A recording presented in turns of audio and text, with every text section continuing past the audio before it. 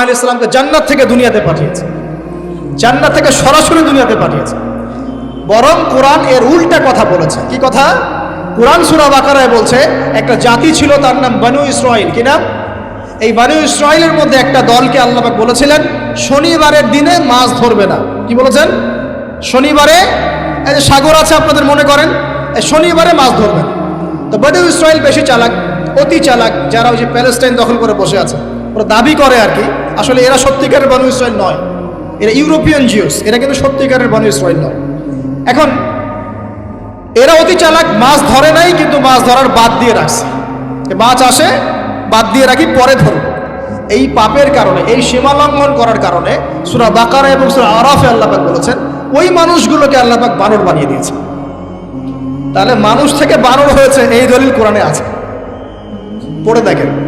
মানুষ থেকে যে বানর হয়েছে এই দলিল কোরআনে আছে, সূরা বাকারায় আছে, সূরা আরাফের মধ্যেও আছে।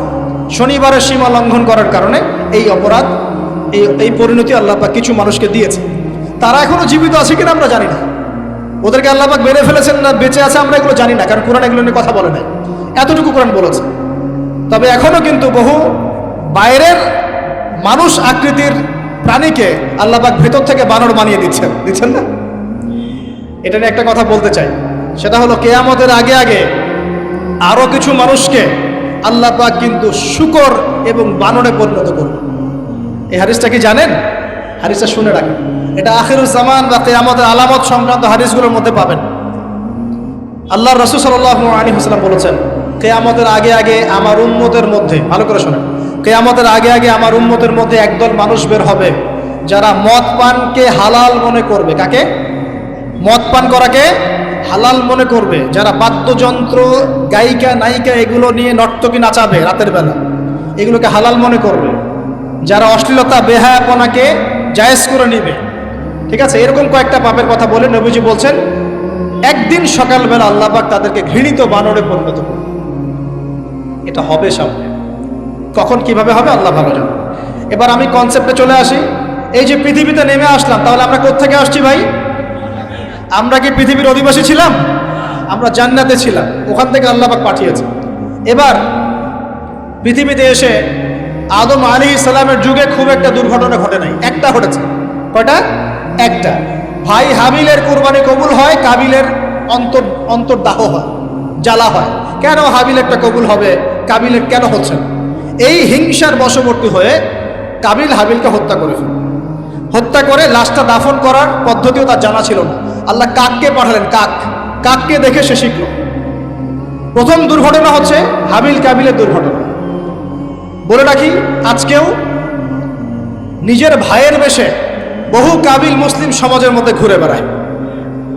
নিজের ভাইয়ের লেবাসে, পোশাকে, সুরতেই বহু কাবিল এখনো কিন্তু মুসলিম সমাজে ঘুরে বেড়ায়। তো আমরা কাবিলদেরকে কাবিলের পরিণতি সম্পর্কে সচেতন করতে চাই। হাবিল বলেছিল তুমি যদি আমাকে মারতে আসো আমি তোমাকে মারার জন্য হাত বাড়াবো না। হাবিল জান্নাতে যাবে আর কাবিল জাহান্নামে যাবে। কেন কাবিল জাহান্নামে যাবে? নবীজি বলেছেন পৃথিবীর প্রথম হত্যাকাণ্ড সংগঠিত করেছে কাবিল। এ কারণে পৃথিবীতে যত খুন হবে সমস্ত খুনের পাপের একটা অংশ কাবিলের আমল নামায় যোগ করা হবে। বলেন নাউজুবিল্লাহ। একটা কথা মনে রাখবেন, সদকায়ে জারিয়া যেমন আছে, গুনাহে জারিয়াও আছে। একটা মদের দোকান দিয়েছেন, যত মানুষ মদ খাচ্ছে সমস্ত গুনার একটা অংশ আপনার কাঁধে আসছে। সিনেমা হল করেছেন, মানুষ সারাদিন নেকটা ছবি দেখে, নগ্ন ছবি দেখে, যত মানুষ এখানে পাপ করবে সমস্ত পাপের একটা অংশ আপনার কাঁধে যাবে। আবার একটা মাদ্রাসা করেছেন, যত মানুষ এখানে দ্বীনি ইলম শিখবে এই নেকির একটা অংশ আপনি পাবেন। মরে গেলেও কবরে পাবেন। আল্লাহ পাক আমাদের সবাইকে সদকায়ে জারিয়া করার তৌফিক দেন, গুনাহে জারিয়া থেকে বাঁচিয়ে রাখুন। খুব খেয়াল রাখবেন, আল্লাহ পাক আমাদের হেফাজত করুন বলি আমি। এবার ওই যুগ শেষ, নূহ আলাইহিস সালামের যুগ। এই যুগে আল্লাহর একই সুন্নাত। নূহ আলাইহিস সালাম 950 বছর দাওয়াত দিলেন, 40টা বা 80টা পরিবার ইসলাম কবুল করেছে, বাকিরা করেন। যারা করে নাই আল্লাহ পাক তাদেরকে ডুবিয়ে মারলেন, যারা করেছে আল্লাহ পাক উদ্ধার করলেন। সোজা কথা। আজকে সারা পৃথিবীতে যত মানুষ আমরা বেঁচে আছি না, আমরা কোনো না কোনোভাবে ওই 80 পরিবারের সদস্য। আমরা ভাই ভাই, আমরা ওই ফ্যামিলি, 80 ফ্যামিলির অন্তর্ভুক্ত। কিরকম করে? নূহ আলাইহিস সালামের 4 সন্তান ছিল। কয় সন্তান? এক সন্তানের নাম হচ্ছে হাম। কি নাম? হাম। হাম ছিল একটু কালো বর্ণের। হামকে দিয়ে আফ্রিকার কন্টিনেন্টে যত মানুষ দেখছেন ব্ল্যাক স্কিনের, কালো স্কিন, এরা সবাই হামের বংশধর।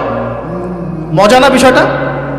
মানুষের অস্তিত্ব পৃথিবীতে, ইতিহাস, এগুলো খুব ইন্টারেস্টিং টপিক। ইতিহাস পড়তে থাকলে আপনি ডুবে যাবেন। কত কিছু বিশ্বে হয়েছে আর কত কিছু হবে সামনে, সুবহানাল্লাহ। তখন আপনার অস্তিত্ব জানান দিবে যে আমি কত ক্ষুদ্র, মহাবিশ্ব কত বড়, আল্লাহ কত বড়, কত সময় চলে গেছে আর আমি এই সময় কি করছি। এক ভাইয়ের নাম শাম।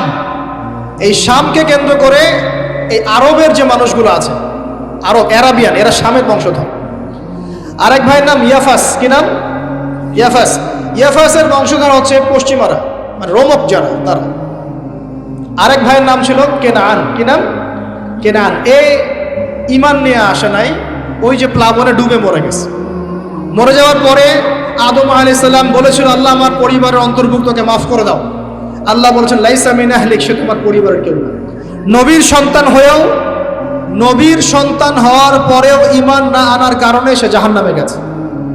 আর আমরা আর কি এমন মানুষ, অমুক আলেমের সন্তান, অমুক বক্তার সন্তান, হ্যাঁ, অমুক পীরের নওয়াবজাদা, অমুক তমুক, এইসব বড়াই করে লাভ নেই। আমল, আকীদা, ঈমান যদি ঠিক না থাকে, আমাদের বংশ পরিচয় আমাদেরকে বাঁচাতে পারবে, আমাদের দেশ, জাতীয়তাবাদ, বর্ণ বাঁচাতে পারবে। যার যার কবরে তাকে তাকে যেতে হবে। নিজের আমল নিয়ে ফিকির করেন, নিজের কবর নিয়ে ফিকির করেন, অন্যের দিকে চোখ দেওয়া বন্ধ করেন, আগে নিজের কবর ফিকির করেন। আল্লাহ পাক সবাইকে তৌফিক এনায়েত করুন। যারা বুদ্ধিমান তারা নিজেকে নিয়ে ব্যস্ত থাকে, যারা অহংকারী, উদ্ধত, এরা মানুষের পিছনে পড়ে থাকে। আল্লাহ পাক আমাদের সবাইকে নিজের চেহারা আয়নায় দেখার তৌফিক দান। হ্যাঁ প্রিয় ভাইরা, নূহ আলাইহিস সালামের যুগ চলে গেল।